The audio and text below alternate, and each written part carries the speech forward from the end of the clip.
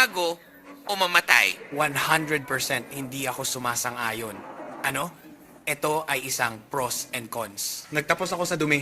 Naku po, At pagkatapos, tapos na. kaya kung may masama akong taon, tatawagan kita at sasabihin kong stagnant ako. Sasabihin ko, okay, nakausap mo na ba ang kahit sino? Kasama mo ba ang sining? Pagbabalik, pagboboluntaryo, at iba pa. Kailangan natin ng mga taong handang lumikha ng komunidad. Naghihintay lang matapos ng asawa ko ang kanyang IELTS exams para makapunta kami sa States dahil wala akong show money kaya ginagamit namin ito sa pamamagitan ng kanyang trabaho. Ang sitwasyon ko sa buwis at ilang mga bagay, komplikadong mga bagay. Pero oo, sasabihin ko sa ibang video, pero kadalasan hindi yan. Hindi sa mayroon silang oras para gumawa pa ng community outreach dahil may iba pang salik. Minsan ang limitadong salik ay ang komunidad o ang interaksyon sa relasyon, alam mo. Tulad ng paggawa ng mga bagay na ito, kung naiintindihan mo ko.